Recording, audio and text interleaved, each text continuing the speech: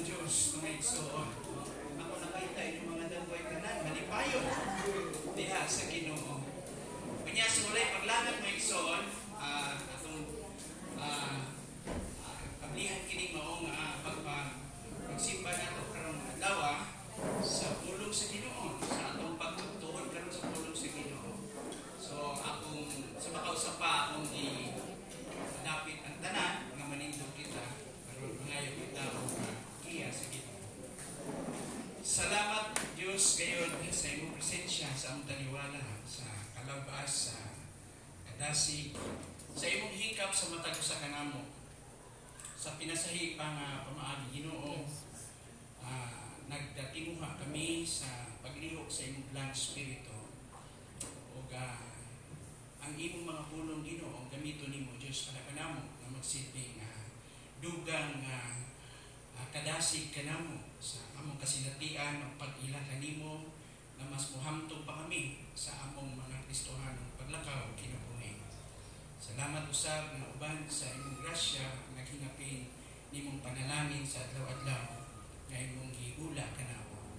So Lord, we entrust to you all throughout the duration of our time during this time of reflection and meditation upon your word. So be our teacher, Lord. Give us clarity, fresh understanding, and Lord God, and application of your truth. We return to you the honor and thanksgiving in Jesus' name. Amen. Manigot kita ng song.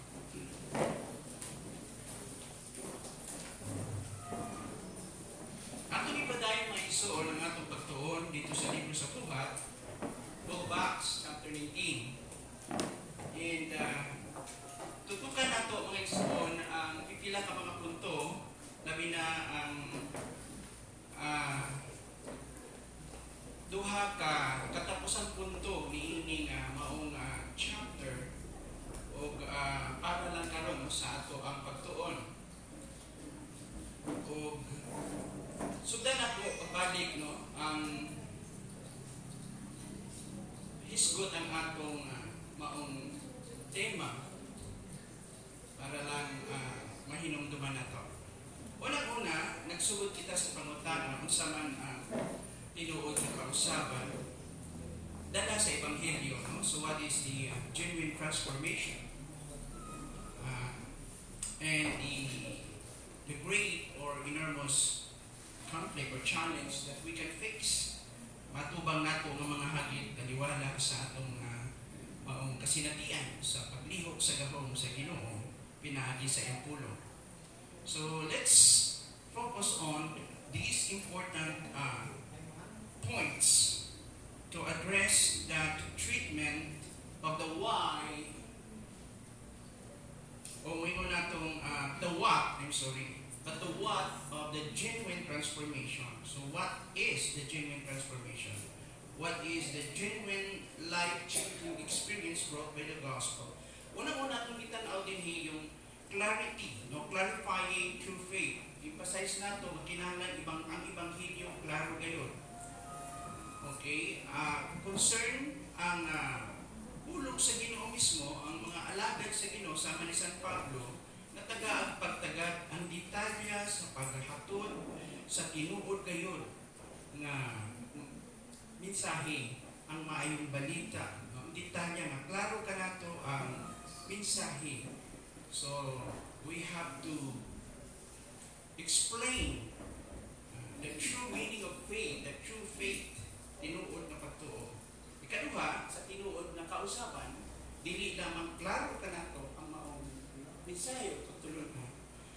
Ang mensahero mismo nakabaton o gitawag natong boldness o kaisog. So there is boldness in the preaching or teaching the gospel. So bold teaching and kingdom proclamation. When we say preaching and teaching, we proclaim the kingdom of God. Atong isangyaw ang kinarian sa Ginoo.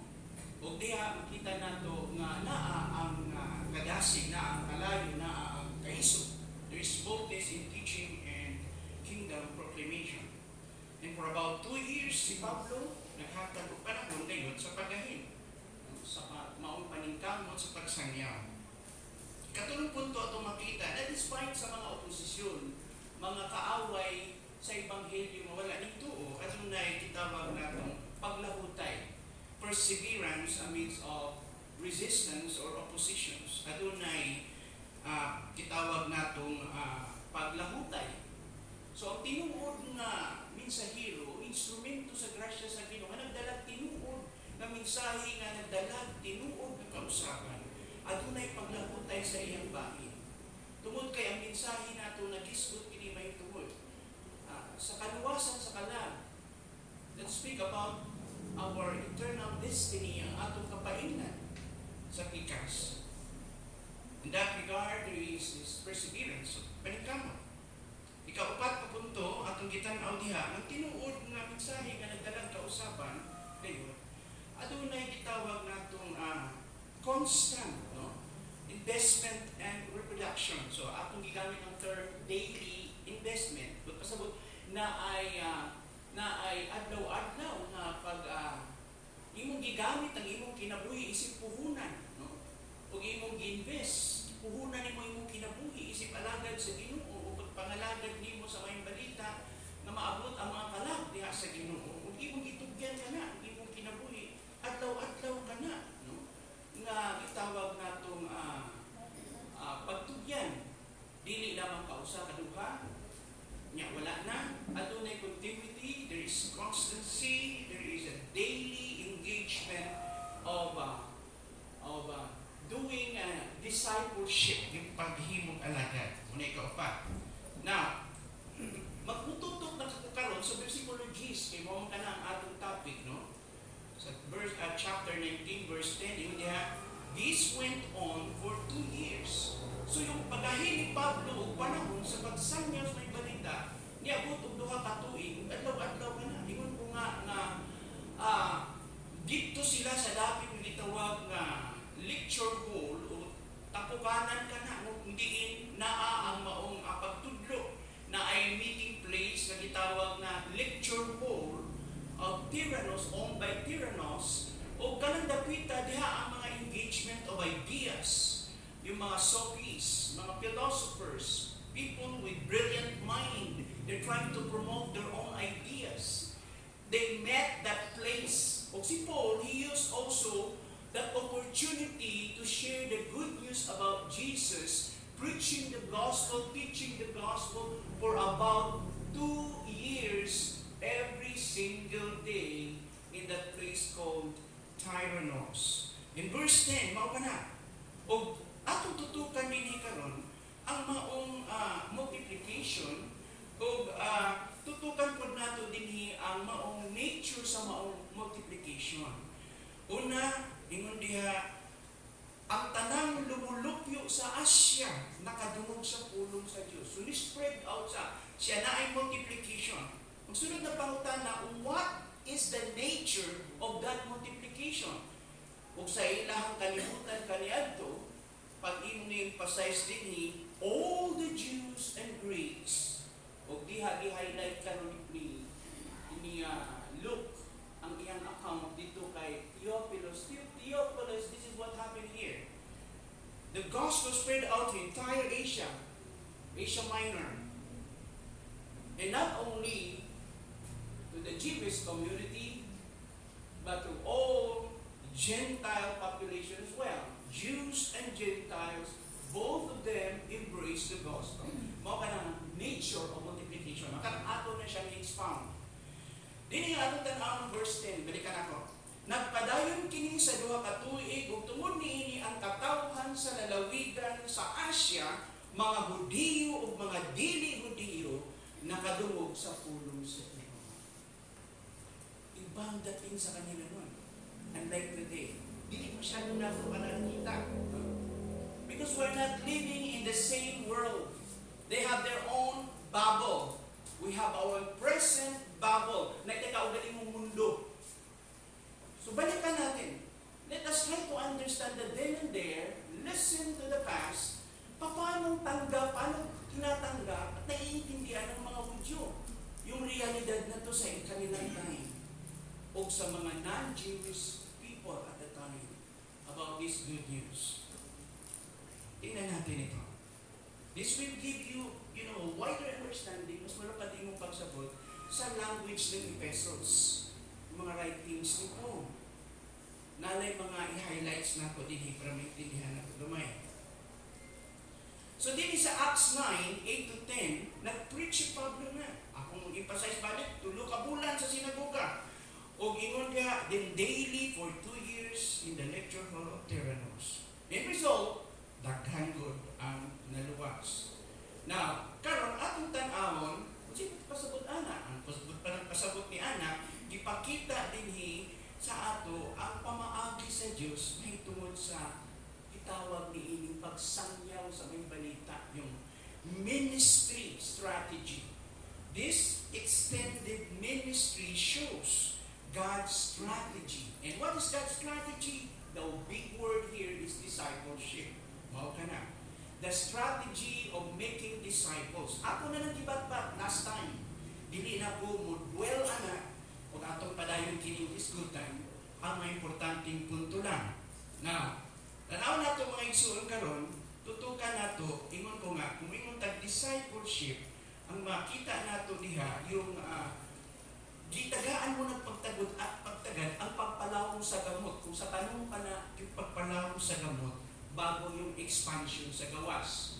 Okay, but pasabot, ang pag-andam sa mga tao sa proseso ng pagtuon sa pulong sa Ginoo nga tubo sila sa ilang kasinatian sa Ginoo kaibalo. Unya mahimo silang instrumento aron ipaabot ang may balita ngadto usab sa uban. So there is a process, and this process called discipleship. Okay. Discipleship first, then expansion. At na rin isgutan. Now, dinhi, makita nato ang mga pipila ka punto, no? Sa atong pagtuon, no? Diha, sa strategy of discipleship. Now, next screen. Tanawa ang principle, una makita nato, nagstay si Paul for about 2 years.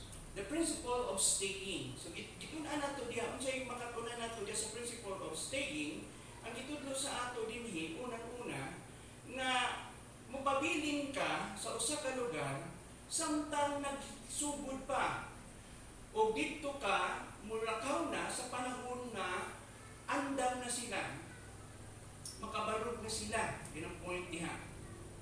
First, when we talk about the calling and the sending mission, you are willing to live into your own place, from your own place, and willing to stay in that new place. Then after a while, then nakita nimo your job is done, it's complete, kumana imong trabaho, then you are willing to live again. So, willing to live, willing to stay, and willing to live again. So, mao ka na atong makita. Unsa kadugay pagpabilin, basihanan ana. Makita nato nga diin nangalagad siya, niabot siya sa mga syudad, sa lungsod. Asang dapit man siya, nagpabilin siya, stay long enough to grow roots. Kung sa tanong pa, ipatubo sa ang gamot. Then live strong enough to spread fruit. Kung mga barog na namunga na. Ngunit punto niya. So si Pablo, ang iyang expanding circle, dili lang siya limited sa usa ka lugar. Dili lang siya nagstay sa Ephesus. Makita natin sa story ng Acts 19:8 to 10, na sa iyang pagstay, ang resulta ni ini, ni-spread out ang gospel, tungod kay siya mismo, nag-develop og mga tao. He sent disciples outward in widening circle towns, villages, and provinces. So after 2 years, the entire southwest of modern Turkey, unang tawag sa karong na lugar, modern Turkey, has heard of Jesus Christ because of that ministry strategy of sending other disciples who are also capable to teach others. Yang ipadala sila. So Paul did not just limit the gospel to one place. The mission of making disciples is already embedded in the mind and heart of Paul, that the language of making disciples is to all nations of the world. People of all walks of life, all kinds of people, all races, all cultures and language. Spread out the gospel. So gipakita dinhi sa usa ka gahom lamang, no? Ipakita dinhi, makita nato dinhi nga ang gahom sa pagpadaghan gikan sa usa ka tawo pinaagi ni Pablo gipuno sa espiritu ug nakapadaghan sa iyang kaugalingon pinaagi sa mga tinun-an ngadto nga ang ebanghelyo misangyaw sama sa kalayo nga nagdilaan. So makita nato na naay team si Pablo, naay grupo si Pablo, naa siya'y mga gitawag natong partners of ministry. Natanaw na itong fruit of multiplication. Sa fruit of multiplication, atong gitanaw usab kini. Unang-una, ang emphasis very clear, very specific. 7 churches of Revelation, kita nato, chapters 2 to 3, emerge from this way.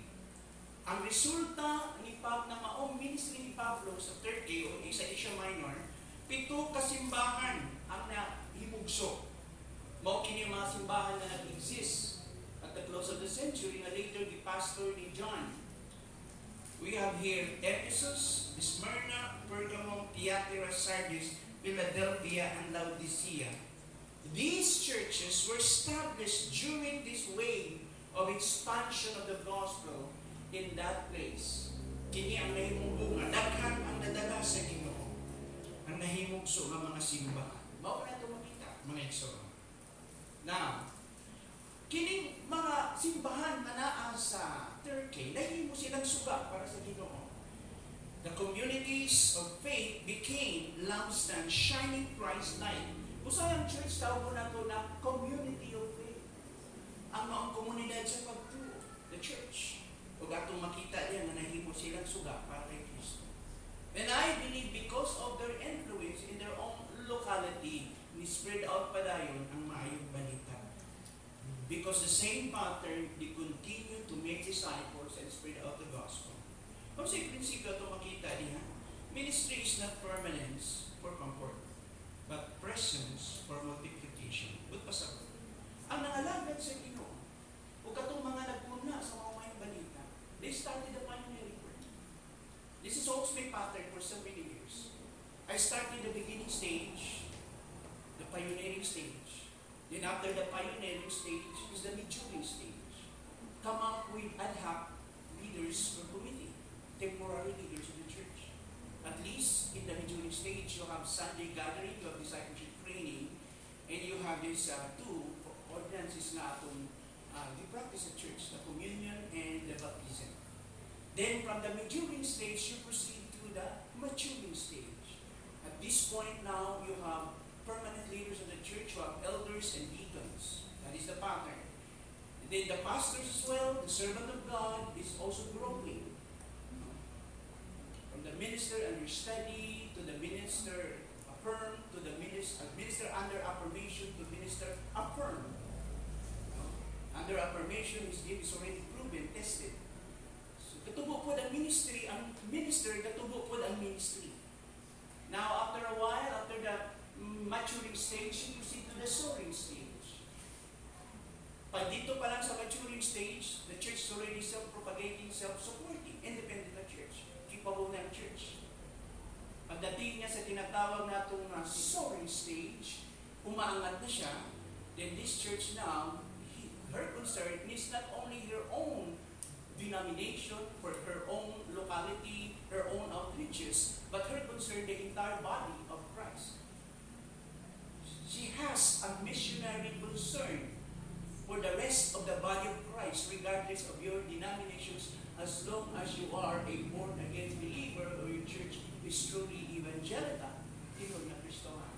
Whether you're a Pentecostal, a Baptist, a Methodist, a Presbyterian, so on and so forth down the line, we belong to the universal, spiritual, invisible body of Christ. And therefore, I have also that duty to continue to extend to you because we are part of the body of Christ. Munibot pasabot na po mga igsoon.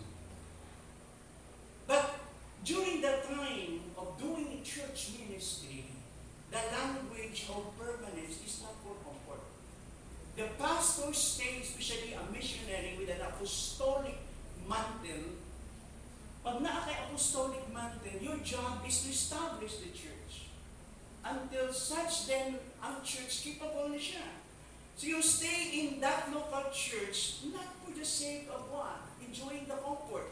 You stay because your job is to make disciples and to multiply. That's the job. Namudaghan ang mga tao o daghan pang kinabuhi ang mahika, daghan pang talag ang maluwas. Next na point, ingat ko nga, discipleship must be intentional, proactive, dili passive o spectator ang mga members sa church. Silang tanan, ga-engage sila, appeal sila sa pagpangalagad. There is structure, there's program, there's a process with clear purpose, definite purpose, yet the result, the outcome, ang bunga, ang Diyos ang nagapatubo. That is organic and life-giving in its flow. Ang Espiritu sa Diyos, ang gausap mga kinabuhi, kapalampog mga kinabuhi, o kadalagdaghang kalag para maluwas. The result, we always leave that to God, ang Diyos. So it's not mechanical, but rather relational. Shaping hearts through natural growth and spiritual direction. Kaya nga, ang discipleship is, you cannot survive in isolation or alone. Sa ako nakaw sa Ginoo, for 4 decades na, kan sa ministry, nailain-lain mga tao doon yung igamit sa Ginoo. People of various backgrounds. Sometimes your colleagues in ministry, sometimes not your colleague, but some other friends and partners in your, in your network. And the only thing is important to them is as long as they observe you, nakita nila na you are really serious with your work, you are really, somehow an encouragement na makita nila na ikaw mismo matinudaan sa iyong pagpangalan. For instance, when we go back during the Alabang days, mga early 80s, kung namin mga tao suot sa ako, as my colleague, I respect him so much.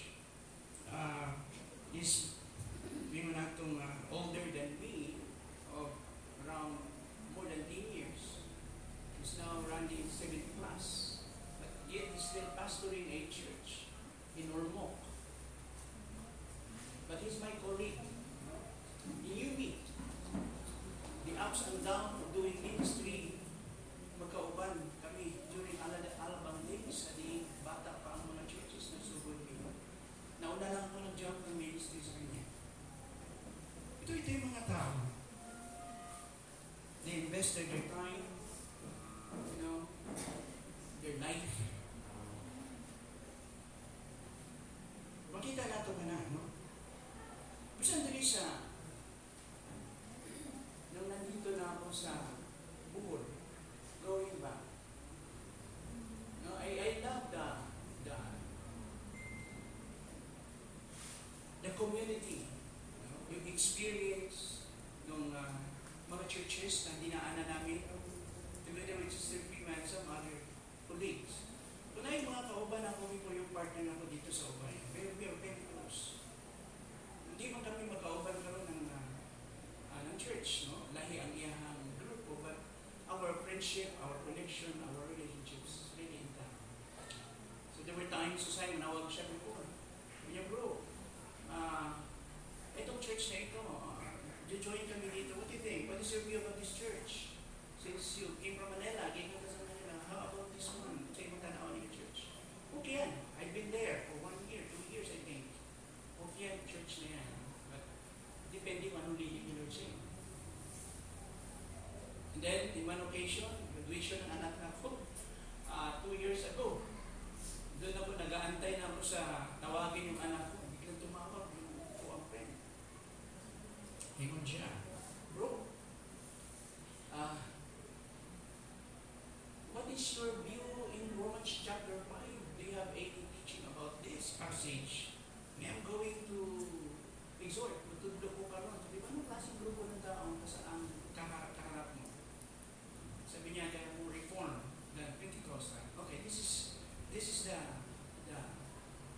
interpretation of that. So, ito, kakahimo ko message while waiting for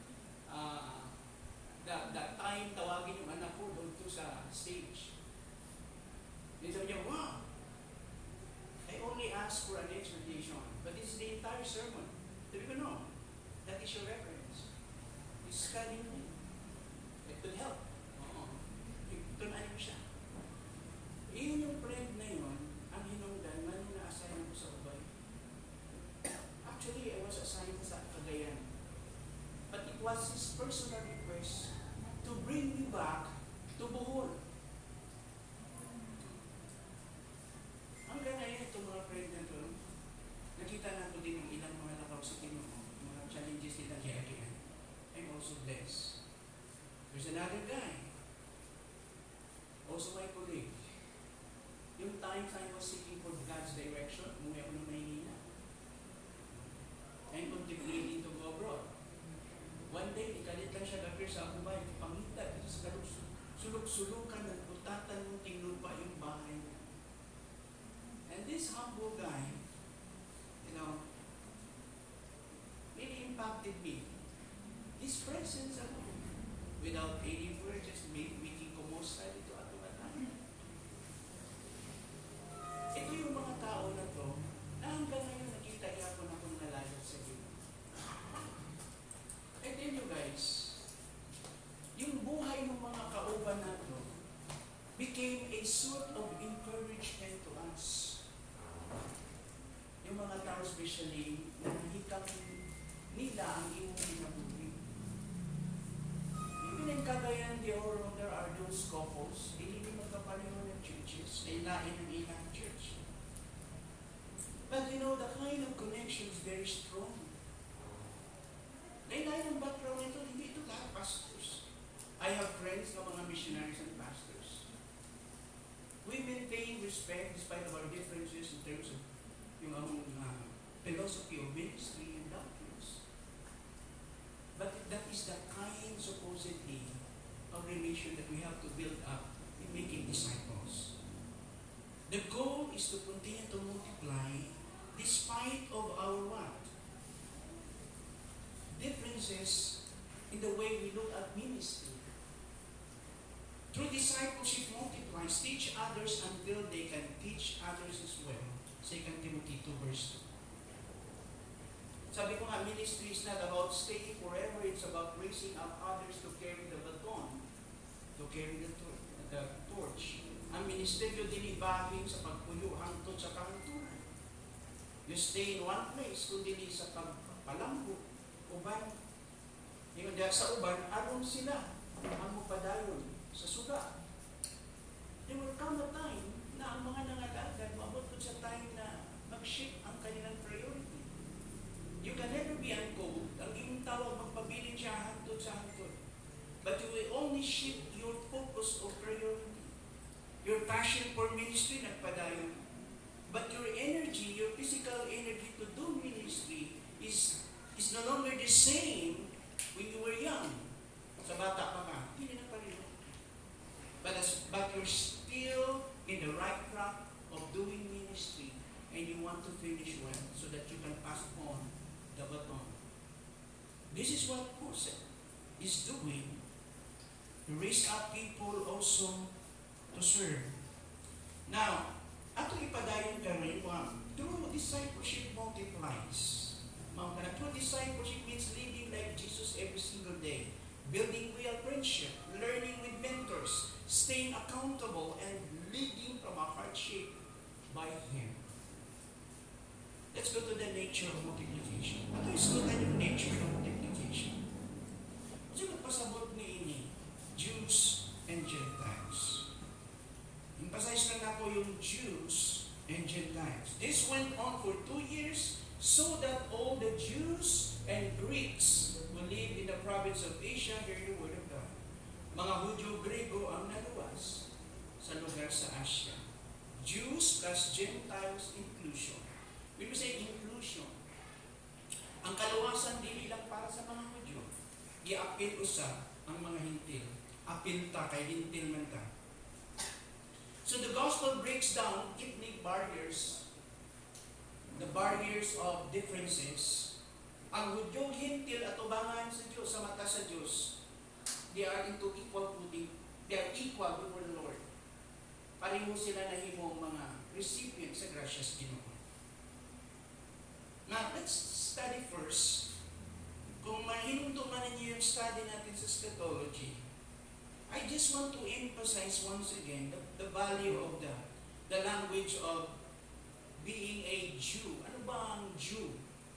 Kung atong sabton kini, labi na atong tunan kadiyot lang, ang kining gitawag natong seed of Abraham.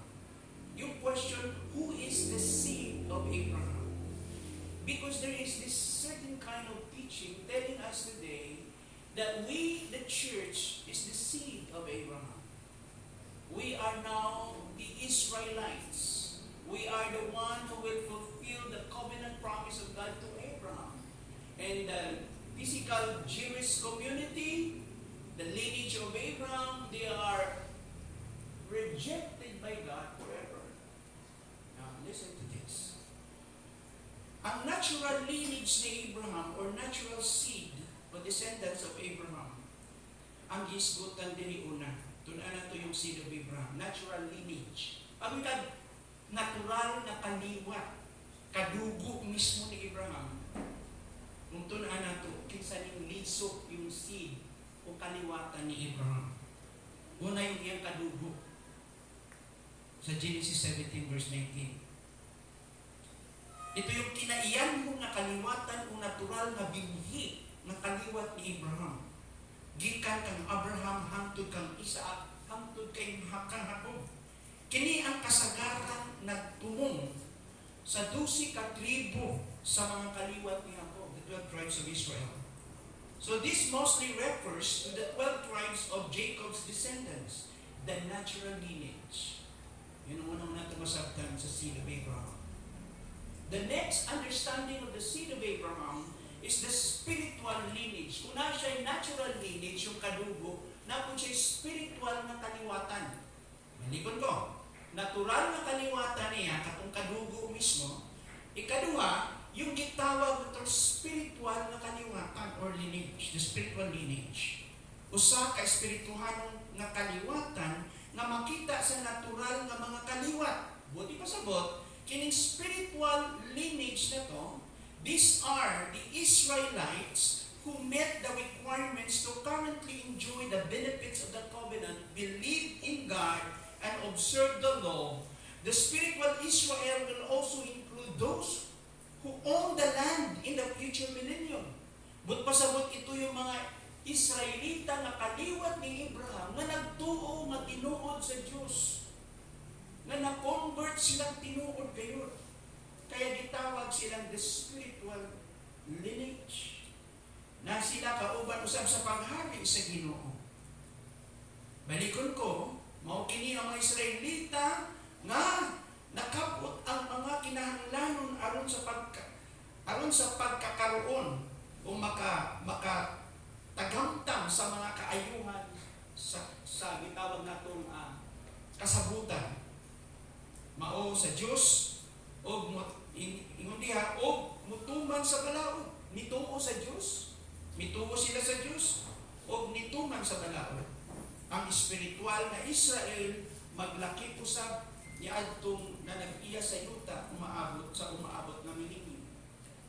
So God made a promise to the people of God, the natural lineage of Abraham. One day, I will give you the land, literal land, tinuod ni yuta.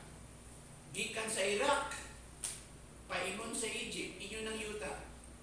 From the Euphrates River to the River Nile, mo nang gidapot sa inyong yuta. And one day, the national lineage and the spiritual lineage together will enjoy that place.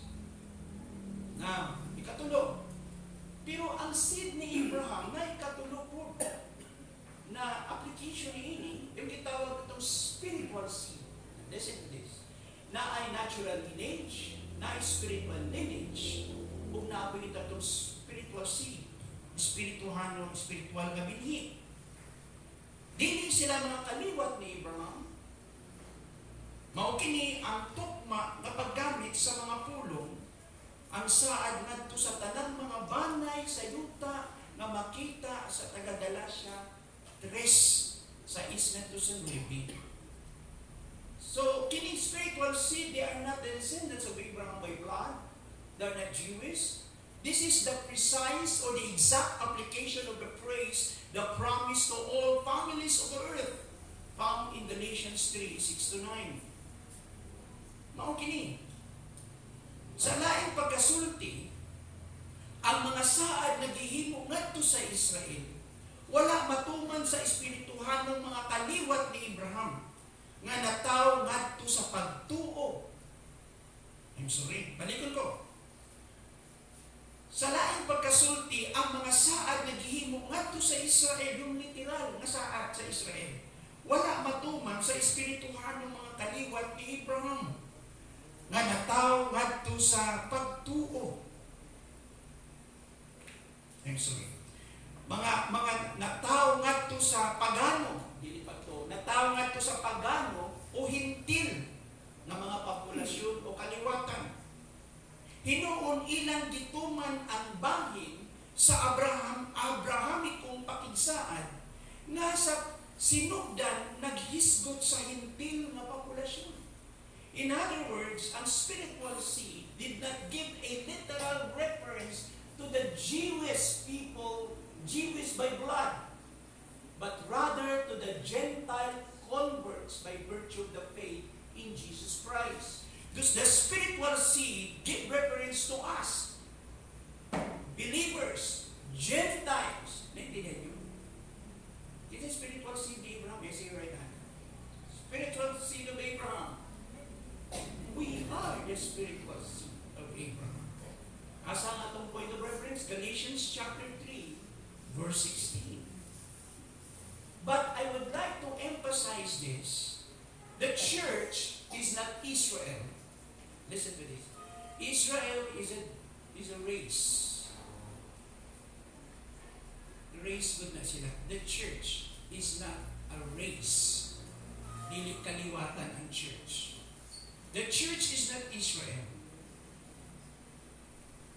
Bisan tuod giisip na usa ka binhi ni Abraham, ang mga hintil, espirituhan ng binhi, ang mga hintil, na mga magtutuo karon, dili ang binhi diin ang nagsugong sa mga saad nga matuman, maulamang ang logical o makatarunganon na konklusyon na mahimong mutungha gikan niini nga panaghisgot.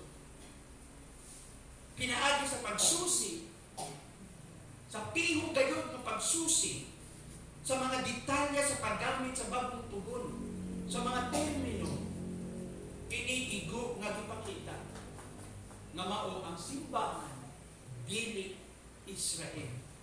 We're simply called spiritual seed of Abraham by virtue of faith in Jesus Christ. We are now united. Why? Because the fulfillment of the promise of the covenant of God to Israel found its fulfillment in the person of Christ. And we as well, mga non-Jewish, mga hintil, ang ato usab nga maong grasya na nadawat sa kaluwasan, nakaplagan kay Kristo. Sa parihong gilauman ng mga Hudyo, si Kristo, nahiusa kitang tanan, pinaagi kay Kristo. Yung word na nahiusa, naadiha ang layer of context o situation, nahiusa kita. Ang Jew o ang hintil, ang mga Hudyo o mga hintil, diha kay Kristo, pinaagi sa kaluwasan. Naintindihan niyo? Now, let's study a bit. Diskutan ang balik ang natural seed. The natural Israel and the Gentiles are contrasted in the New Testament. Hindi na ako bat-batutan ng kini. Ipakita lang sa New Testament na ang natural na mga Israelita o ang mga hintil gitandi sa bagong kasabutan. Na lahi ang hintil, lahi ang Israel. Sa Buhat 3:12, Buhat 4:8 o 21, Kapitulo 21, 28 sa Roma 10:1, gipakita nga lahi ang hintil, lahi ang Israel. Ang kamatuoran nga ang Israel gitawag na usa ka nasod human sa pagtukod sa simbahan ug ang mga termino nga Hudyo padayon nga gigamit nga lahi sa simbahan. Dili gi-apply ka na sa simbahan yung term. The fact that Israel is addressed as a nation after the establishment of the church that they called remain to be the nation and the church is different. In that term, Jews continues to be used as distinct from the church. Lahi ang Jews, lahi ang church. Again, natural Israel and the Gentiles are contrasted in the New Testament. Ipakita na lahi gyud sila. Romans 11:1-25 and 1 Corinthians 10:32. Ang natural na Israel ug ang mga Hintil gitanggi sa bag-ong tugon. Ang mga sa Roma 11 ipakita na ang gikuha sa Dios ang nasod nga Israel gikan sa dapit sa panalangin, ang panalangin nga temporary. At temporaryo.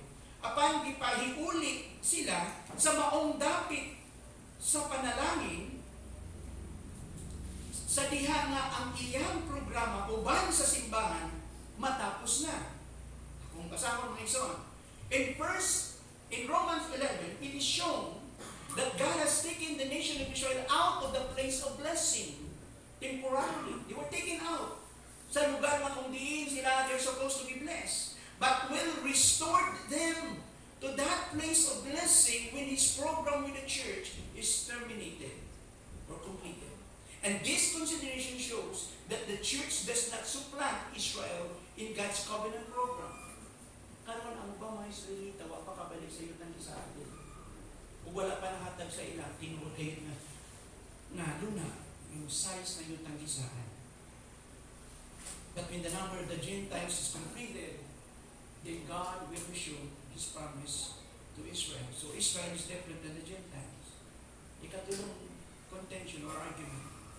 The Jewish Christians who would be a part of spiritual Israel and the Gentile Christians are contrasted in the New Testament. Balikod ko. Jewish Christians, mga Hudyo nga nahimong Kristohanon, who would be part of spiritual Israel. Pag ikaw Hudyo, natural seed of Abraham, na born again ka, matawag kang Jewish Christians. Tawag po ka na spiritual Israel. So ang church dili ang spiritual Israel. Naintindihan nyo? The church is not the spiritual Israel. The spiritual Israel are those Jewish people, Jewish by blood, converted into the faith in Jesus Christ. Sila yung mga gitawag nato spiritual Israel. And the Gentile Christians, ang mga Hintil naman na nahimong Kristohanon, are contrasted in the New Testament. Ipakita nga lahi yun ang mga Hintil na naborn-again ug lahi ang mga Jew na naborn-again.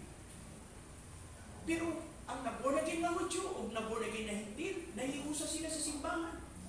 Pero nagpabiling na tawgon ang mga Jew na naborn-again, na nagkristohanon, na spiritual Jew. Asan ko makita na sa Romans 9 verse 6 and Galatians 15 verse 16. Ang Hudyong mga Kristohanon nga nahimong bahin sa spiritual na Israel o ang Hintil na mga Kristohanon gitandi diha sa bagong tugon. Sa mga bersikulo nga akong hisgutan sa Galatians 9:6 and sa Galatians 15 diha 5 verse 16 o sa Romans 9 verse 6. Ang punto daw nga gi-establish sa pag-ayo unya nga ang simbahan karon dili ba ang Israel diin kini nga mga pakigsaad na duman mo atong tanawon gini. Then the church day is not Israel. The point seems to be well established. Gipakita diyang punto nga na-establishan na ang simbahan karon dili siya Israel. Na kung di sila'y mutuman sa maong kasabutan, dili, lahi ang church. So, sa relationship ng church, sa covenant. The relationship of the church is the covenant sa makasaad sa Ginoo. Tungod kay ang simbahan dili mao ang binhi. Sa tinuod nga mga, sa tinuod o sa katapusan, mutuman sa mga pakigsaad, dili ang simbahan. Maalamon ang hunahuna-hunaon kung giunsa ang simbahan muhaong sa mas dako nga programa sa kasabutan. Ang bisan unsang relasyon nga gikuptan sa simbahan pinaagi sa mga saan gipasukad sa bag-ong pagkatao imbis sa pisikal nga pagkahimugso o kinaiya tungod kay ang mga tao diha kang Kristo. Listen kayo sa Turusay sa Binisaya, pag-translate na. Let me read in English, then I will translate that. Given that the church is not Israel, ato nag-ingon ng simbahan, dili Israel, is not the seed that will actually finally fulfill the covenant. Dili simbahan mo mutuman sa kasabutan. So it is wise to think, mas maayo mahuna-hunahon, mahitungod sa simbahan how the church fits into the larger covenant program. Ang pangutana, kung dili ang church, ang Israel, kung saan mo siya musibo sa kasabutan sa programa sa kasabutan. Any relationship the church upholds by the promises is founded on the new birth. So ang maong basihanan nga ang tanang nilasyon nga gikuptan sa simbahan may tungod sa mga saan makaplagan lamang kini. Makaplagan kini dito sa bag-ong itawag nato nga pagkatao, but pasabot the new birth, the born again experience, rather than the physical birth and his ears because the people are in Christ. So nahimo kita usab na kauban sa mga espirituhan ng mga gitawag natong panalangin sa Ginoo by virtue of that born again experience.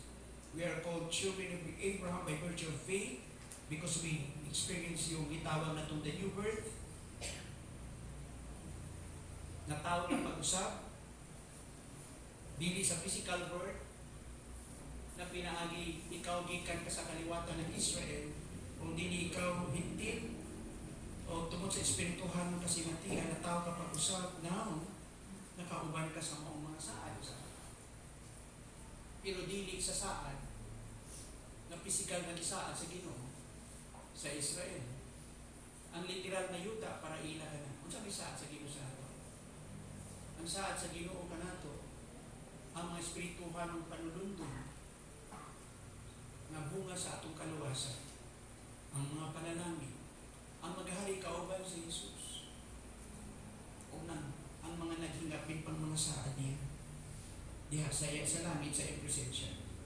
Alam mo, kung wala kami tayong basa ng Galatians 3, 16 to 18, pero mao kanyang emphasis ini. Ipakita, deliberate to you. Now, magpadayon tayo sa the church is consisting of mixed people group. Muna yung ako ang emphasis ko. Tungod kay ang naluwas, Hudyo o Hintil, ang church is composed of mixed people group. Ang church, dili siya racial, dili siya pundok na usara kakaliwat. Kung dili, pundok siya, nga lain-lain ang kaliwatan. Dili lang Hudyo, apil ang dili mo na Hudyo. Mga tao nga lahi ang mga tribo, kultura o kinulungan. Duha lang kaklaseng tao sa kalibutan. Ang gitanaw din ni Baptist Cortes. Hudyo o Hintil. Unsa man ang klaseng hintil, basta dili ka Hudyo, ang tawag sa imo hintil.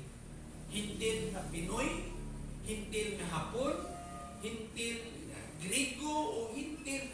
Anang tao nga dili Hudyo ang tawag hintil. So we are Gentile, Filipino Gentiles. Now garon, gikuha na ang word na Gentile sa idea manggod na naa siya gitagtong negative meaning or connotation. Kung tawag ka nga hintil from their context at that time, ang meaning niya na or connotation, you are pagan, ungodly, walay Diyos, mga makasasala, muna'y tanaw sa mga Gentile. Now we are no longer called Gentiles, we are called what? As far as yung spiritual value ng atong isgutan, we are called the church, the children of God, the church, mga Membro sa lawas ni Kristo. Kaya ang church is consisting of mixed people group, Jews and Gentiles.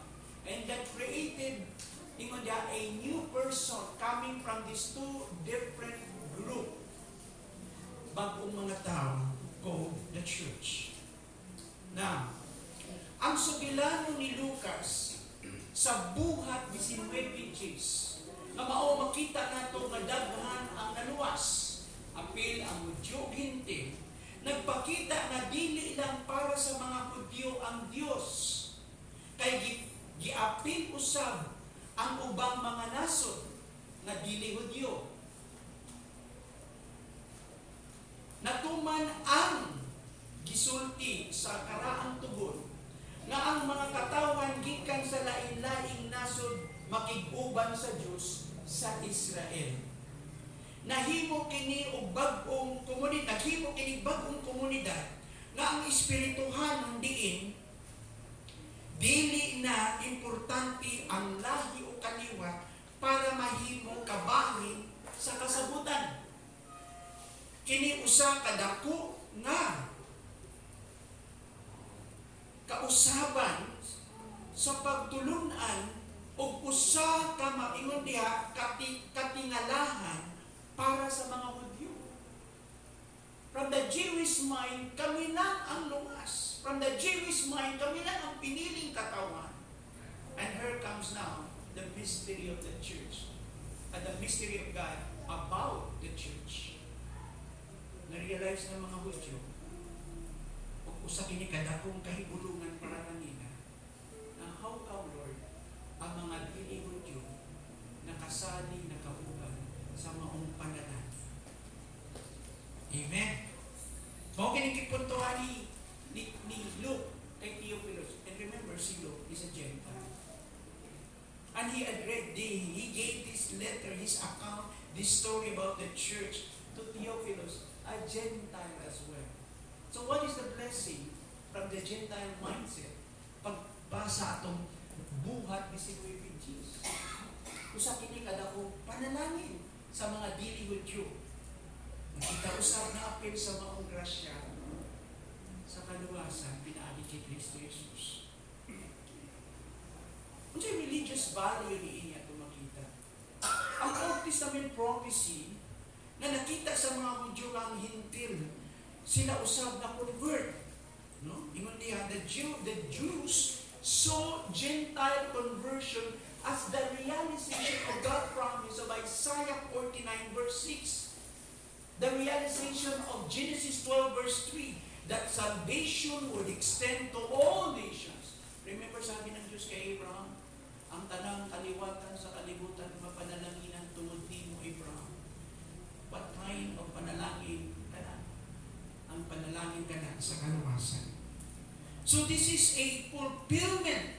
Kung basahon nimo ang Acts 19 verse 10, this is a fulfillment of the promise na ang Ginoo padayon ganuwa sa mga Hintil.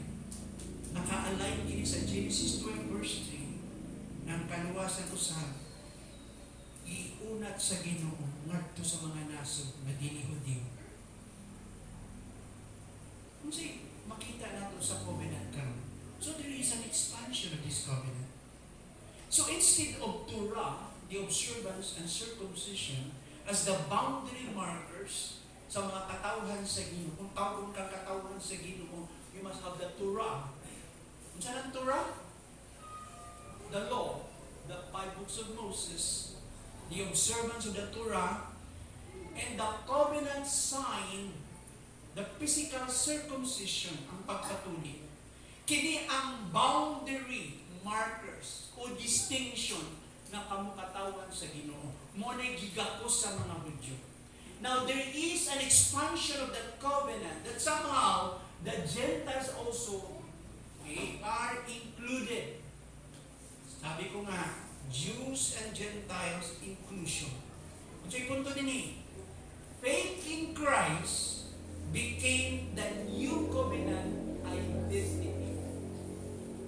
Remember one of the covenant of the Jewish community is the new covenant. Remember that?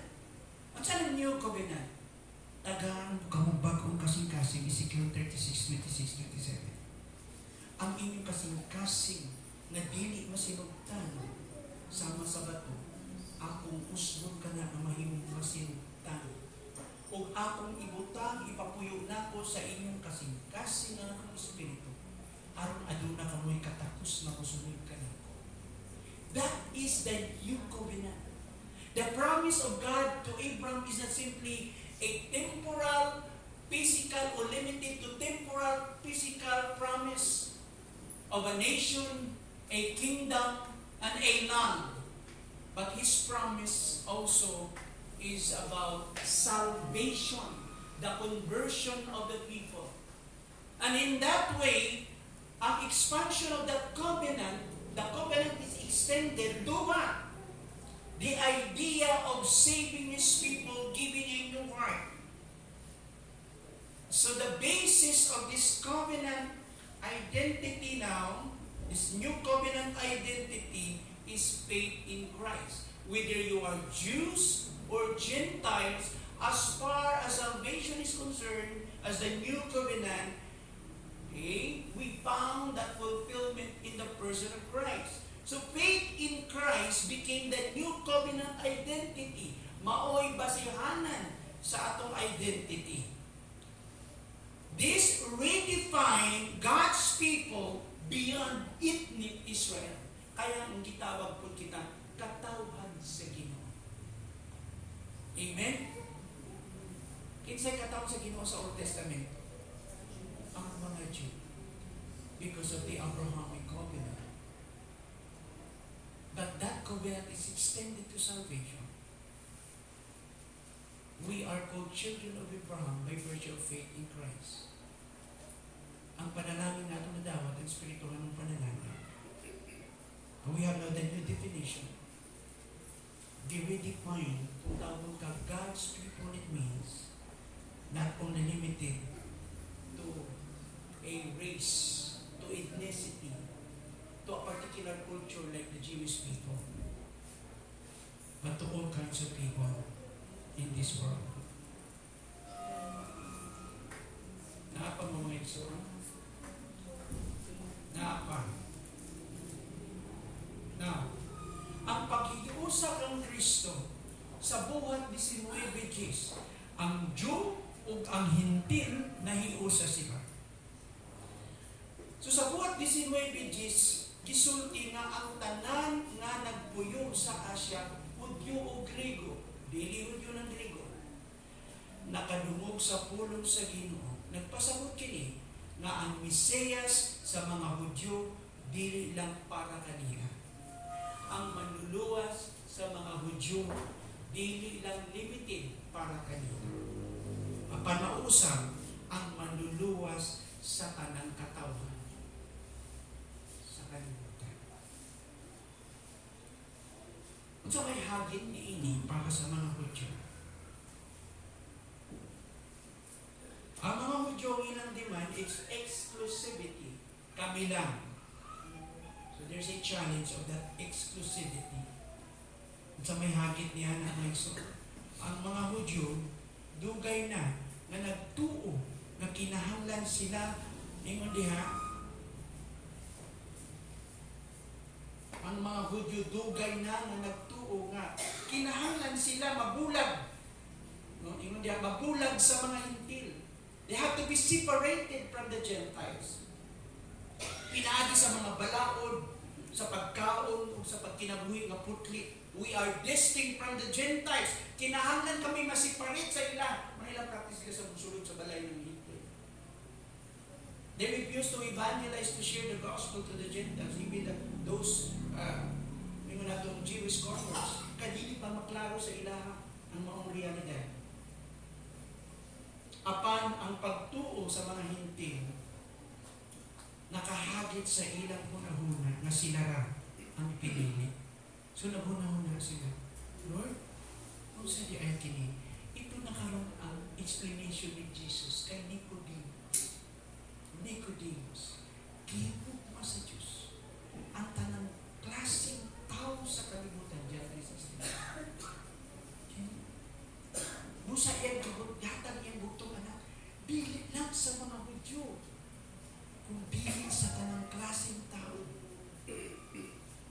So dili lang Nicodemus ang mga Hudyo ang maluwas.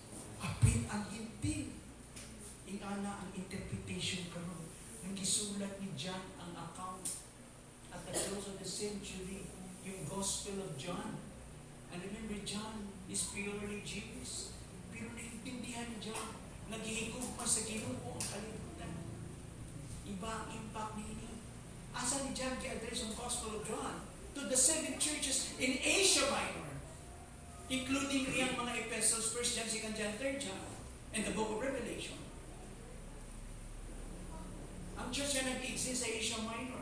You have to understand, God loves the people of this world. Dili lang ang mga Hudyo. So ang buhat 1910, gisulti nga ang tanang mga nagpuyo sa Asia, Hudyo o Grego, nakadungog niya na. Mo ka na nakahagit sa ilaha. Kasi cultural value dito ating tanang. Ang maong barriers gitangtang sa Ginoo. The barriers of what? Of being enemies, hostile to one another, ang mga Hudyo o Gentiles. Mo na dapat na maintindihan ng language ni inyong Meso. Naipadayon na mo din ang social transformation ni Meso, nag-abandon ng mga hintil ang ilang mga Diyos-Diyos, ang ilang mga magics, ang ilang mga templo sa mga pagan practices nila, ang Semiramis worship in Ephesus, ilang gi-abandon. So there's a social change and transformation. And this reshape local culture and challenge economic system tied to pagan practice o pagan religion. Kaya nga naman, gihimo nilang panginabuhi ang relihiyon dito. Sa dihang na usab ang mga tao, ilang gisurrender ang ilang mga sayop ng mga tinuuhan o gigapos nilang Christianity. Adunay dakong epekto niini sa katilingban. Na-intention sa Jewish identity at makita usab, padayon ang mga Jew na challenge niini. Katanawa, Jews and Gentiles conversion without circumcision or full Torah observation was culturally unsettling. It raised question, can Gentiles truly belong without becoming Jews? Pwede bang hintil mahimong part sa church na dili siya sa mga kimuagi magiging Jew? Kaya mo bang mga Jewish Christians ang ilang believe na kailangan sa kamahudyo bago ka mahimong membro sa church? So this is a process of what? Itawag na itong, it's like a tug of war. Padayon silang gabira-bira doon. Alam mo, sa mga kultura, kailangan din mong i-win sa mind nila para maintindihan nila. Giprove sa Ginoo kini. Gili-orient sa Ginoo ang community. So the synagogue was no longer the sole center of spiritual life. Dili na ang synagogue ng mga Diyos sinto. Paul teaching in the Hall of Tyrannus symbolize a new mixed community of faith. Parang sinasabi ko, hey guys, ito yung totoo. And for 2 years, Paul continued to give his discourse. He preached the gospel, telling them, this is the truth. Gini-orient ni Paul ang community. So the church is not just a crowd of faces. It is a colorful family. Next. People from every tribe, language, and story stand together. Ang church ay mga tao kinis na kalain-laing mga tribo, kinulungan. Lain-lain ang ilang storya. They stand together. Jews and Gentiles, rich and poor, young and old. The gospel tears down walls that divide and builds one new family with Christ at the center. Diyan, pagkipuntuhan din nakitang tanan in this present time, in this church age, we are under the church. We are one in the body of Christ called the church. Nahipo sa kita, Jew and Gentiles. The church is like a living mosaic, different colors, but one masterpiece of grace. Now listen to this. Pag pinuntag mosaic, ang simbahan, murag mosaic siya, litod sa ato niini nga, kanabitang painting, nakita na mo canvas, yung painting, kanang mga pintor, mga gapi. Kunya, ang painting, makita nato diha, nga, lain-lain iyang color nga gi-apply. Gitawag na siya nga, mosaic art. Naon sa may, gusto na ko i-communicate din ni. Sa maong canvas, lain-lain ang color sa maong painting. Giulagway ko sa bang church sama ni Ana. Nga ang church usa sa ka-community, pwede yung lain-lain klaseng tao, lain-lain color good sa kaliwatan, sa kultura, sa pinulungan. So it's like a mosaic, different colors but one masterpiece of grace. It's a canvas. Naalala ni Ephesians 2 verse 10? For we, Jews and Gentiles, are God's workmanship, work of arts, God's painting, God's canvas, created in Christ Jesus to do good works, which God prepared in advance for us to do.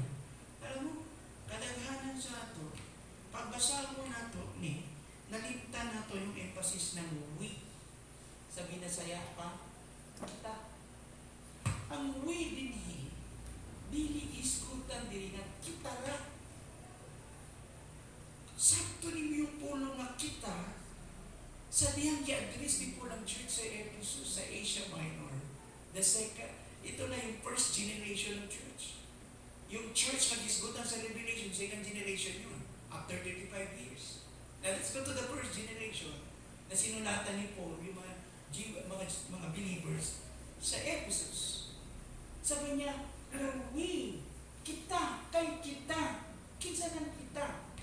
Maintindihan mo yung word na kita, pagbasahon mo ang mga preceding and succeeding verses, yung mga silingan niya ng mga bersikulo, to provide a layer of situation or context to explain that word, we. Kaya kung dili nato i-consider yung mga verses na yun, ang pulong na kita is very myopic sa atong understanding. Nipis kaayo. May kita ra. Pero sabto na to yung pulong na kita. Bago ni abot siya diha, daghan siya language diskutan din niya. Di na ko basahon kinitanan, pero i-highlight lang na ko ni kita. So the conclusion of kita nini or we, it has to do with Jews and Gentiles. So kung akong siyang basaw, balikin nga niya akong pagbasa. For we, Jews and Gentiles, are God's masterpiece, a work of art, that's the idea, created in Christ Jesus. You Jews receive the new covenant of grace, being saved, being regenerated, and you Gentiles as well receive the grace of salvation, also regenerated, being born again. Okay?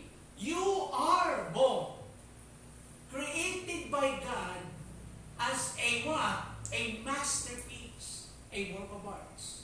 His canvas. Created in Christ Jesus to do good works which God prepared in advance for us to do. Si context sa verse 10. Ang context verses 8 to 19. So if you read verses 8 to 19, then you will understand na yung word na we give reference to Jews and Gentiles. Mga Hudyo o mga Hintil ang disputan din. Ang importante yung si Jesus ito. Mula pa ang imong pagtanaw. Just simply reading the passage to understand. Ano yung sabihin ng becoming a masterpiece? To reflect the glory of God, ipakita niya nakita ang masterpiece. Amen? Ang isang artwork o mosaic artwork made up of many small different colors, colored pieces that when arranged together form one beautiful picture or image. In the same way, sa samang paagi, ang simbahan is made up of people of different backgrounds, different cultures, language, personalities.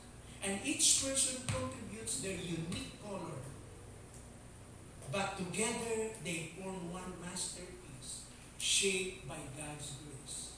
Ipakita kini, pinagi sa grasya sa Ginoo. Ang basa ko na ako mga pipila ka bersikulo sa Ephesians. Tanaw din. Ephesians 2:14-16. Kay si Kristo gayon mao ang atong pakigdait. Listen to this. For He Himself, Christ Himself, is our, again the word our, give reference to Jewish believers and Gentile believers, the church. So, for He Himself is our, Jews and Gentiles, peace, who has made the two groups one, and has destroyed the barriers, the dividing wall of hostility. Balikon ko. Kay si Kristo gayon mao ang atong pakigdait. Yung word atong pakigdait, Hintil o Hudyo. Gihimo niya ang mga Hudyo o mga dili Hudyo nga usa lamang kakatawhan. Pinaagi sa iyang kamatayon, giguba niya ang paril sa panagbingkil nga nag-ulan kanila sa mga Hudyo o mga Hintil. Gihimo niyang walay bili ang mga balaod sa mga Hudyo, lakip ang mga kasuguan sa mga kalagdaan, niini aron gikan sa duha ka kaliwatan, Hudyo o Hintil, mahimong usa ka bag-ong katawhan, ug sa ingon makabot ang panagdait o panagiusa. Verse 16.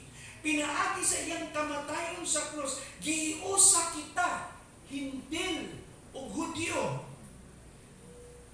Niya diha sa usa ka lawas o gipasiguli ngadto sa Dios ug sa ingon ni ana gitapos niya ang pag-iingon niya ang pagbinungtanan.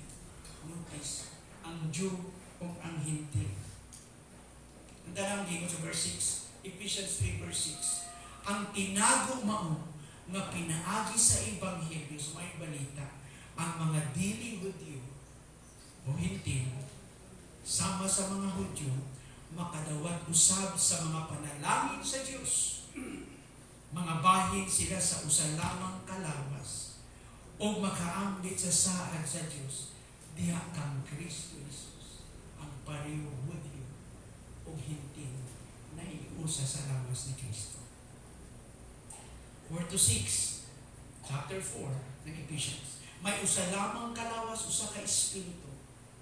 Ang espiritu namuhat sa mga Hudyo o namuhat sa mga Hintil. Sama rin usa ka espiritu. So usa lamang kalawas ni Kristo, usa ka espiritu. Ingon na may usa lamang kapaglaon, ang Hintil ug ang Hudyo. May usa lamang kini kagitawag nga gitawag kamo sa Dios. May usa lamang ka Ginoo, ang Hudyo ug ang Hintil. May usa lamang ka pagtuo, Hudyo kang Hintil. Ug usa ka bunyag ang Hudyo kang Hintil. May usa lamang ka Dios ang Hudyo kang Hintil. Usa ka Dios ug usa ka Amahan sa tanang mga tao, Hudyo ug Hintil. Intindihan yung context na gusto na akong i-drive ini. Siya mao ang labaw sa tanan ug nagbuhat pinaagi sa tanan. Kinsa man ning tanan? Ang Hudyo ug ang Hintil. So the gospel message strong enough to reshape the entire province, fulfilling church mission to make disciples of all people. The mission. Now, kutob lang po dili mga igsoon. I don't have enough time to really explain more. Ang question ako mabiling sa ato dinhi, what the church is meant to be. I just like to capsulize this, then we will end. Ano sa ng church? Ang iglesia mao, ang buhi na katawhan nga giusab sa grasya, nga nagpakita sa kinabuhi sa Diyos. Dili lang usa ka lugar, o usa ka rutina, unaandang balik-balik nga mga ministries, kada semana. No? Kini usa ka buhi na katawhan nga giusab sa grasya sa Diyos. Dili lamang kana mga igsoon, ang iglesia o ang simbahan, dili lamang hilom nga naa sa suok, kung dili buhi nga presensya sa kalibutan. Usa kita ka-impluensya. Ang atong presensya naas kalibutan. Buhi nga presensya. Dili lang kini building o gitaw tong routine o ministry routine. Apan katawhan nga giusab sa Dios gikan sa sulod paingon ngadto sa gawas. Ang kausaban nagsugod sa kasing-kasing, paingon sa gawas, paingon sa komunidad, paingon sa katilingban. Ang buhi ang iglesia. Kung ang grasya magbago sa kasing-kasing o magbago sa komunidad na puno sa pasaylo, balikon ko. Buhi ang iglesia. Kung ang grasya magbago sa kasing-kasing o maghimo og komunidad nga puno sa pasaylo, kamatuuran, pagpaubos ug ingon diha pagkamaayo. Mao kini may tabo. The church is truly alive. So when grace reshapes heart, sa diyang giliso sa Ginoo, gihulma ang kasing-kasing into what? A community marked by forgiveness, truth, humility, and generosity. Kasi makita natin sa simbahan, nga mga ilahanan na simbahan din ka na, kay naay pagpasaylo, naay kamatuuran silang taliwanag, naay pagpaubos sa komunidad sa mga tao, naay pagiging manggihatako nila sa usap-usap, naay pagtinapangay. Una-una ang komunidad diin ang pagpasaylo buhaton gayon. Diin ang kasuko o pagdumot biyaan o ang mga naguba nga relasyon ayon pag-usap. In the church, it's like a hospital. This is the place for healing. This is the place for restoration. This is the place for reconciliation. This is the only community that help you to process you in your journey, to make you whole. Himo kang tibuok diya kay Kristo. This is the value of this community. Nang Ginoo namuhat ka nato. Ang mga silang, ang mga silingan mo batik sa kamatuoran. Mutuman sa ilang pulong o maghatag gikan sa kasing-kasing nga giusab sa grasya. Mao kini ang itsura sa iglesia nga buhi. Naa siya influensya sa komunidad. Unsay mitabo sa atong neighbors. Na imagine your neighbors being affected by the gospel, touched by the grace of God. Unsay mitabo sa imong mga silingan. Musulti na silang tinuod. Bisan pa usahay, no, it requires a cost. Musulti na sila sa kamaturan. Mutuban na sila sa ilang tulong. Magmamatinid-anon sila. They will honor their work. They will show generosity. Not for applause. Wala sila nangita o pagdaig sa mga tao.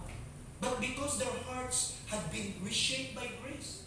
So willing sila magpakita generosity coming from the real heart inside na magkinasingkasing dili tungod kay nangita sila uwa. Appreciation or applause sa mga tao, palakpakan sila dahil in social media. But then they're doing that even in secret, behind the curtain. Maski walay nakakita, walay nakabantay, they're doing it because they're doing it out from a sincere heart. Mao kini ang tinuod nga nahikap sa gracious Ginoo.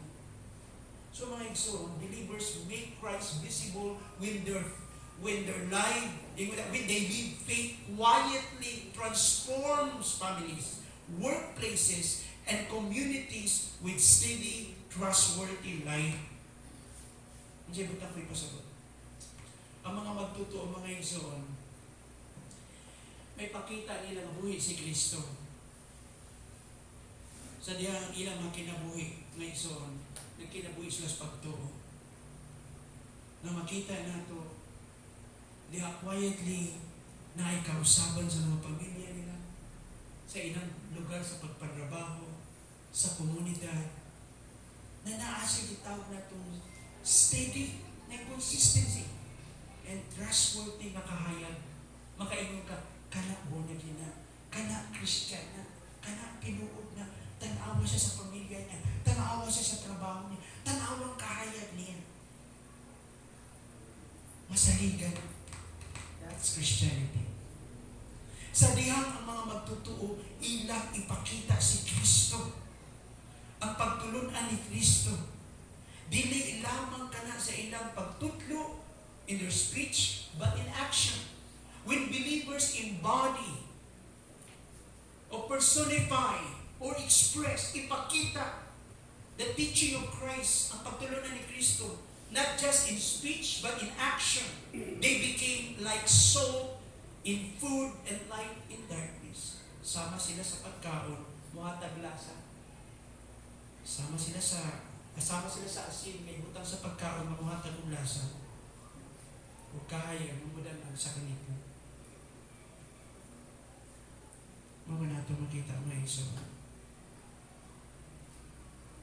Mausap ang kultura kung ang buhing pagtuo magpakita sa integridad, hustisya, kaluoy. Alam mo, baras ko kaayo yun.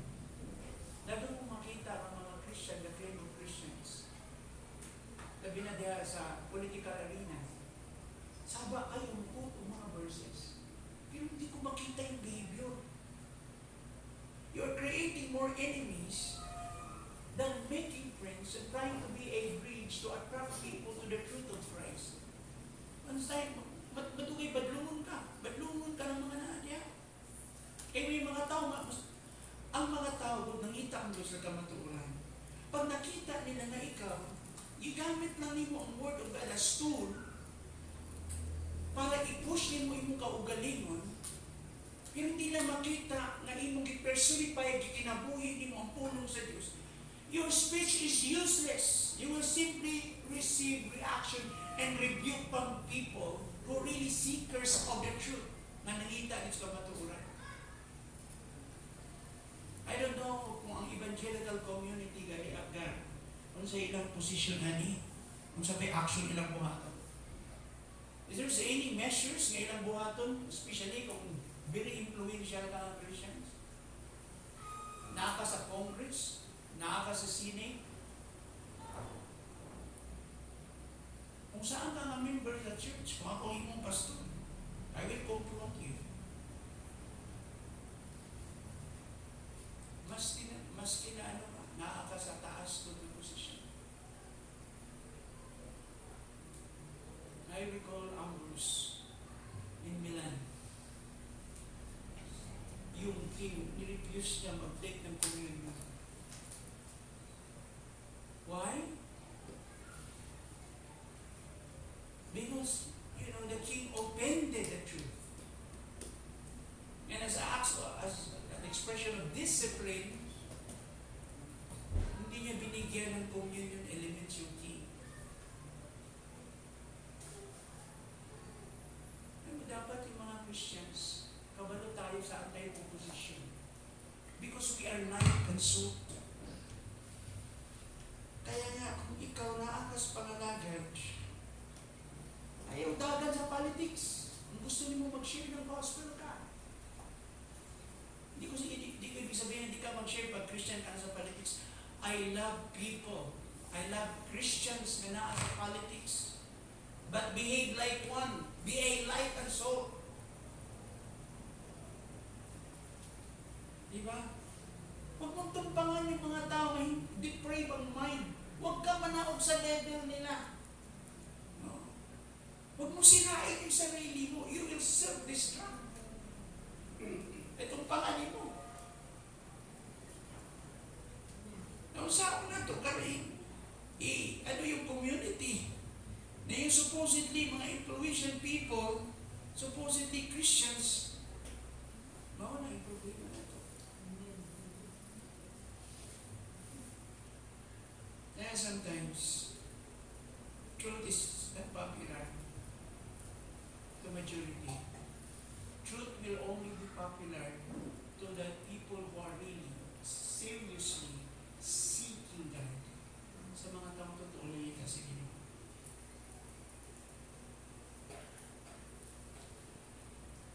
As I end, mga igsoon, ang tinuod nga kausaban, hindi nini one-time event. Usa kini ka proseso. There's a persistent, tireless proclamation or announcement that cracks open hardened hearts and reshape entire cultures. We should not stop spreading the gospel Padayon po ang atong pagpangalawa. Kaya naka-at stake din ni ang mga kanang sa mga tao. God put eternity in the minds of the people. He put God, iyang gitanong kini. Yung thoughts about eternity, how much more as Christians na nakasabot sa kamatuoran, nakabalo kita kung sa'y may mutlanan sa unahan. That there is heaven that awaits us for those who believe, but as well there is judgment and condemnation waiting for those people who rejected Christ. Our job, we should continue to boldly share the gospel and encourage people to accept Christ without us. Amen? Let us close our eyes now, bow our heads. May I request now the communion servers to please spread out share the communion elements while we proceed in the spirit of worship, while we minister in song before the Lord. Atong hangyo ng matapasakaran. Mubarog kita o atong himuon na sagrado ang maong celebration. This celebration of the Lord's table is really sacred.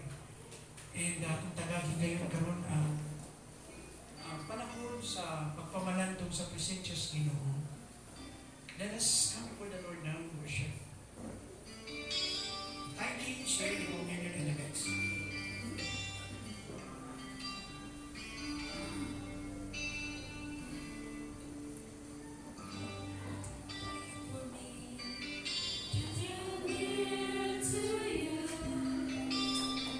Clothe yourself in prayer and humanity. You did not wait for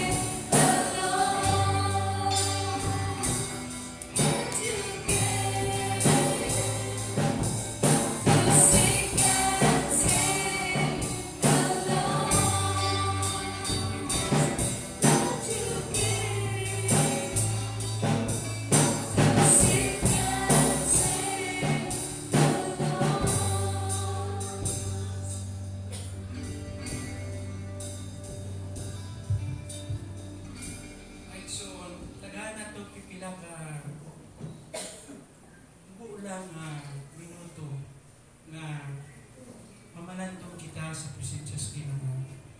O sa dili pa kita makikambit sa mga balaang elemento agasimbulo sa lawas ug dugo ni Kristo.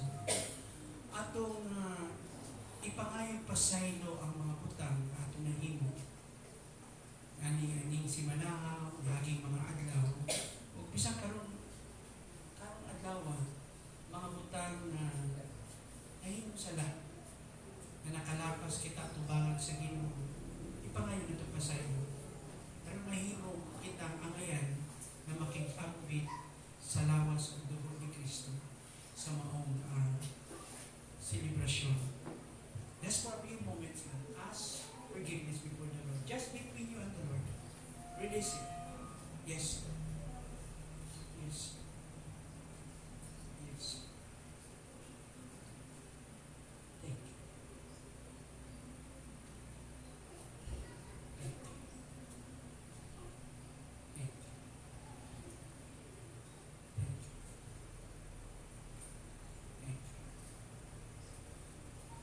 Thank you.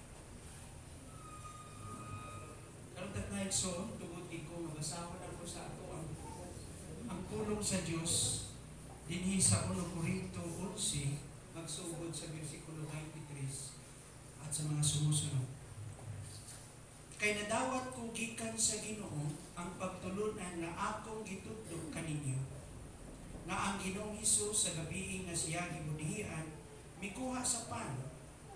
Unya nagpasalamat siya sa Dios ug gipikas-pikas niya ang pan ug miingon, mao kini ang akong lawas nga alang kaninyo, buhata kini aron paghandog kanako. Human sa panihapon gikuha niya ang kupa ug miingon, mao kini ang kupa sa bag-ong kasabutan sa akong dugo.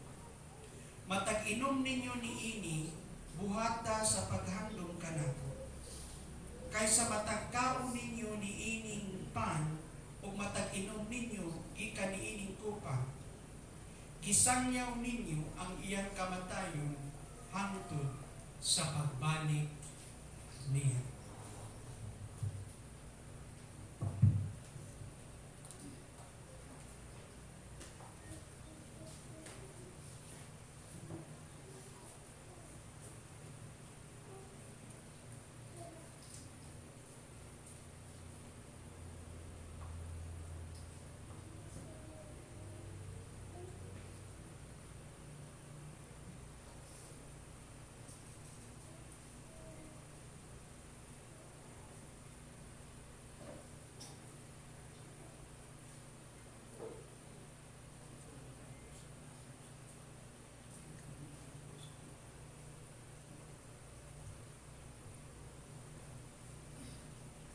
So, atong iyang po karon pasalamatan sa Ginoo ang iyang ang pan nga mao ga simbolo sa iyang lawas.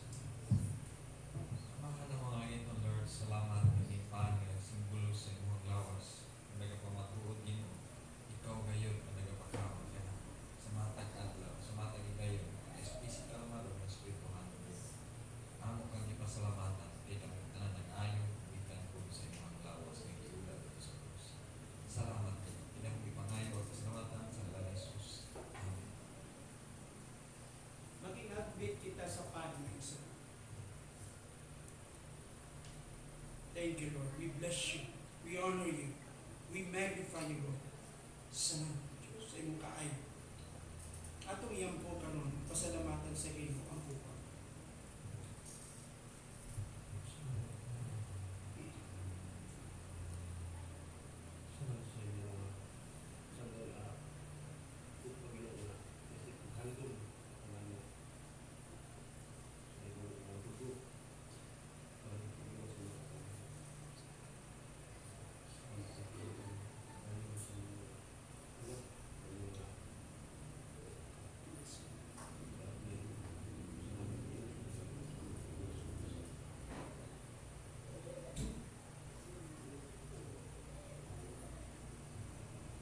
Igsoon, makikambit kita sa kupa na nagasimbolo sa dugo ni Kristo. Inong Diyos, kami karon nagbarog sa imong tubangan. nagaiusa kami. Aron Ginoo pasalamatan ug daygon ka sa imong pulong karong adlaw. Ang mga butang among nadungog, among nadawat, gipangayo namo Ginoo ang dihog gikan kanimo nga kini padayon magpabilin sa among kasing-kasing. Among gipangayo sa Balang Espiritu Ginoo nga padayon siya ang magpasabot niini, maghatag og dugang alinaw niini sa among mga kasing-kasing. Balunon namo Ginoo ang imong kamatuoran, Ginoo, nga magsilbi namong kadasig o paglaom o padayon Ginoo sa among paglakaw, pag-uswag niya sa pagtuo. Salamat nga ikaw gayon usab matinud-anon sa imong mga sala. Karong taknaa, amo Ginoong gitugyan kanimo ang tanan namong mga panginahanglan sa imong atubang. Lord, whatever need is being presented this morning before you, Lord, we pray, Father, that you minister to those needs. We ask for a demonstration of power right now. Ikapa ang among mga panginahanglan karong takna. Bisan kami Ginoo, ikapa kami karon ng among kasing-kasing. Gitugyan namo kanimo Ginoo. Unsa man kini nga mga panginahanglan. Pagsulay man kini, mga kabuga, mga kasakitan, among gitugyan kanimo Ginoo. We ask for healing and deliverance, Lord God. Ikaw pa dayon magahatag ka namong kagawasan gikan niini. Whatever this need, it might be a physical need, Lord God. A need for healing. Minister to this Lord. Tagua ang among mga lawas nga dunay balatian karon. Unsa man kini nga matang sa balatian. Ikapa kami. Lord, magmilagro ka sa among mga kinabuhi. Tagbuha kami. We pray for Lord for physical strength and comfort. Unsa man kining mga discomfort namo physically, ikapa Ginoo. Ayuha kami. We pray, Lord, that the charismatic gifts of the Spirit may continue to move, Lord. Continue to express, Lord, not only today, in this morning, Lord, but even when we go home, Lord, and return to our regularities, sa among mga routine, we pray for a demonstration of your gifts and your power, Lord God. Magmilagro ka pala ka ng Ginoo. Sa mga nanginahanglan, Ginoo, kaalam gikan kanimo. Wisdom, Ginoo.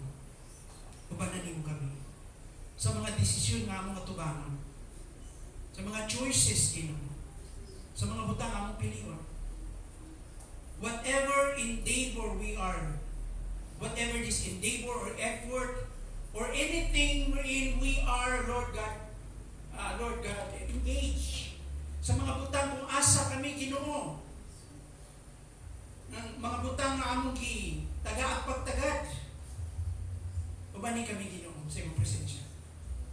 Continue to shepherd us, Lord. Salamat.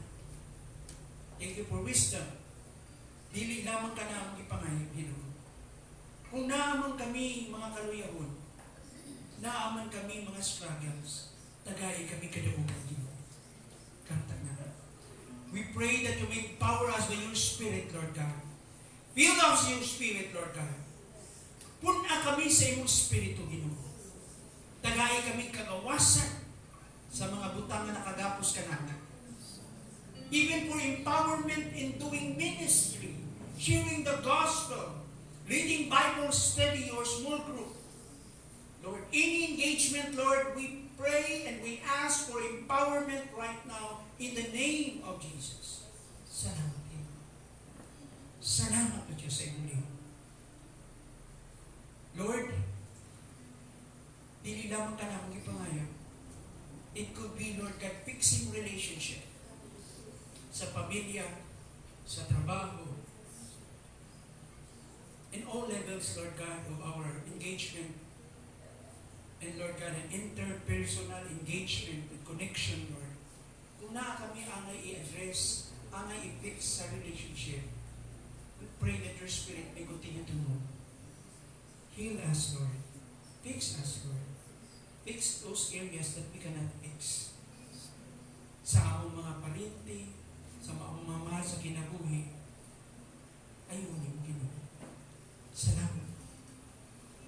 And lastly, we pray for your abundance. Tagbuan kami, Ginoo.